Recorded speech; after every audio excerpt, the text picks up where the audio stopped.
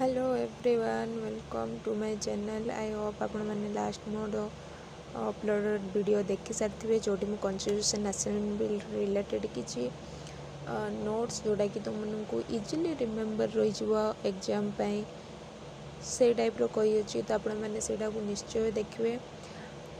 आउ मुझे पढ़ी रिसेंटली ड्राफ्टिंग कमिटी विषय में टॉपिक भाई छोट छोट कर पढ़े जो द्वारा कि मेमोरी इजी रहे लेंदी लगी न था प्रोसेस आउ मन रखापी इजी रही है। तेणु आपण मानक जदि प्रोसेस ठीक लगुच प्लीज आपण मैंने वीडियो को लाइक करदे।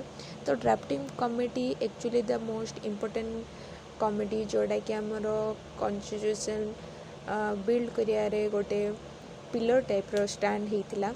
एक्चुअली ड्राफ्टिंग कमिटी आमर एस्टाब्लिश होता 1947 29 अगस्ट रे। आउ एटा को एस्टाब्लिश कला परे एठी हमर मेंबर इंक्लूड थिले 7 मेंबर जोड़ा कि भीमराव अंबेडकर, के.एन. मुंशी, मोहम्मद सदुल, डी.पी. केतन, आलडी स्वामी अय्यर, माधवराव ए समस्ते ए ड्राफ्टिंग कमिटी रो मेंबर भाबरे थिले।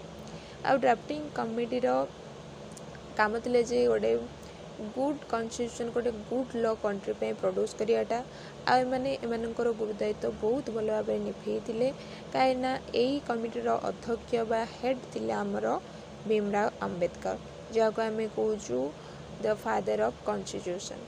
तो आमर कॉन्स्टिट्यूशन टा बिल्ड हो जाइथिला 26 नवेम्बर 1949 रे, बट यह को लागू कराई 26 जनवरी 1950 रे। तो कहीं जो 2 मंथ गैप आमर कहीं रखागला लागू करने तो से वीडियो जानिए आम नेक्स्ट वीडियो रे।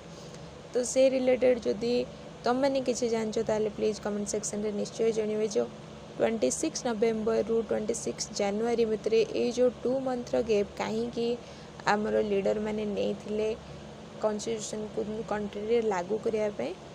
तो आपको जब वीडियो भल लगी तो प्लीज़ लाइक करदे। Thank you.